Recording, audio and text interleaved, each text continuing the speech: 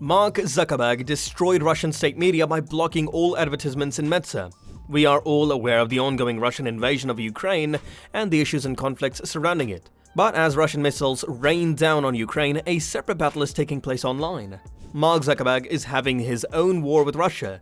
To make matters worse for the Russian state media, Zuckerberg blocked all its advertisements on Meta. What does it mean for Russia? Will Zuckerberg face the consequences of such a bold move? If you're as curious as we are, keep watching to find out. Hello everyone! Welcome back to your favorite channel, Metaverse Area, where we entertain you with new updates about the metaverse and what exactly the future holds for us. Also, don't forget to subscribe and click that little bell icon right there for more updates. That being said, let's begin. Meta has banned the Russian state media from running ads or monetizing content on Facebook, while the army is striking the cities of Ukraine and taking control of their military. Their intelligence at Moscow has stepped up efforts to control the narrative playing in the media and on tech platforms. While big tech companies such as Meta Platforms Incorporated, which owns Facebook, and Alphabet Incorporated's Google, have imposed restrictions on the media controlled by the Russian state in Ukraine and across the world. But why are the tech giants taking such drastic decisions? Russia has stated it would partially restrict Facebook servers in the country, leaving the people to ponder the reason for this decision. Later, the representatives of Meta provided some clarity over the situation, stating that the company rejected the Russian government's request to stop independent verification of Russian state media outlets. But this did not happen to Facebook alone. On Saturday, Twitter stated that its service was restricted to some of its Russian users. Users stated that pictures and videos took longer than usual to load on Facebook. After the slowdown was announced, users also stated that Facebook Messenger had long periods without loading. Twitter seemed to be fast on laptops but remained slow on mobile. It has been a gradual slowdown since the start of March.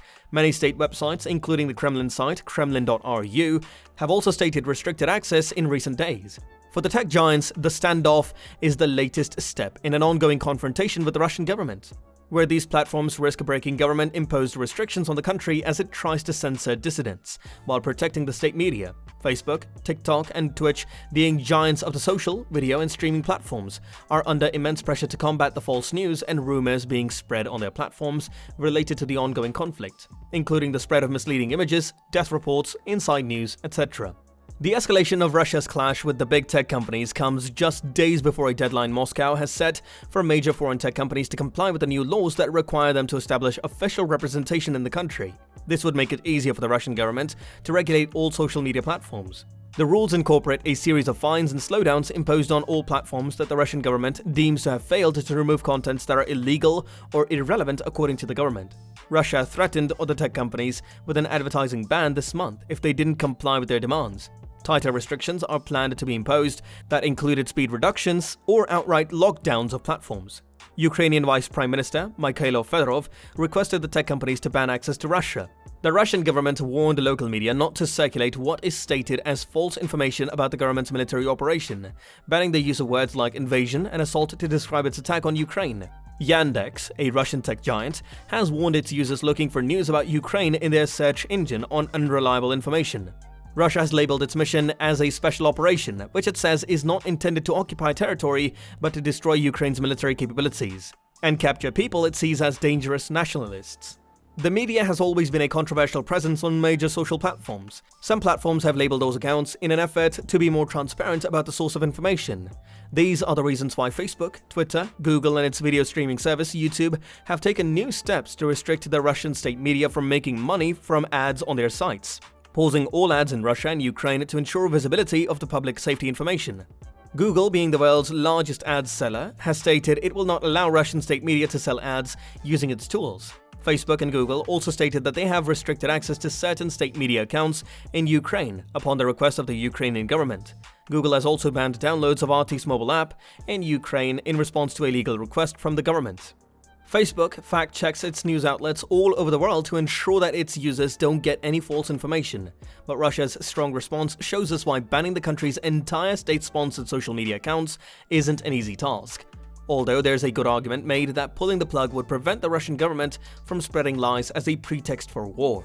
Meta has banned and suspended some Russian state media outlets from its platform in Ukraine upon the request of the Ukrainian government.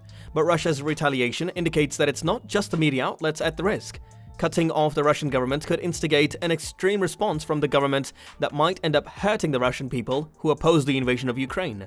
Anti-war protests have already broke out all over Russia, with the citizens of Russia disgusted by their government's actions and rising up against their government.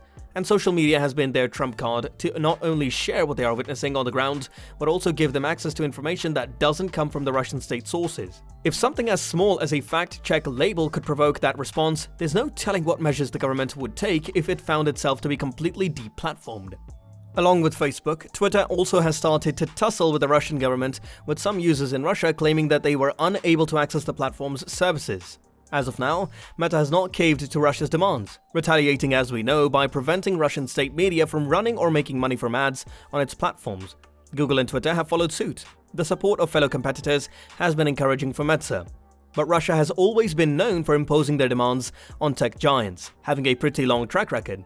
For example, last year, Apple and Google were forced to remove an app linked to Russian opposition leader Alexei Navalny from their app stores, after the Russian government reportedly threatened to hold their local staff criminally accountable. Facebook has obeyed specific government orders in other countries, like in Turkey, where the platform has blocked posts from a Kurdish militia group that opposes the Turkish government and its hierarchy. But this time it is different. The whole thing is watching and condemning the Russian government for its actions. Meta appears to be relying on that factor to face any retaliation from the Russian government. Moreover, Meta has gone out to encourage the Russian citizens to use the platform's apps to express and voice out their opinions and take action on their government's wrongdoings. The company wants to make the people's voices heard and share live updates on what's happening on the ground using Facebook, Instagram, Messenger, and WhatsApp. The company has added special features for Ukrainian citizens, such as faster coverage, and added security to safeguard their accounts from Russian incel. The situation in Ukraine looks very saddening. A country full of vibrance and life, even just 2 weeks ago, is now completely in ruins, with its citizens hanging on to their lives. Who knew such events? Everything seemed normal. This proves how unpredictable life is and how grateful we should be for the peace and harmony we have around us. We cannot quantify what the citizens of Ukraine are going through, but still, its citizens are trying to protect their homeland. Even at these trying times, the citizens of Ukraine offer food to Russian soldiers and even provide accommodation for some, showing the difference between them and their oppressors. These acts of compassion show there is still hope, and let us hope and pray this conflict comes to an end as soon as possible. That's it for the day, guys. We hope that this video was up to your standards regarding metaverse-related information. If you enjoyed our video, then do not forget to hit the like button.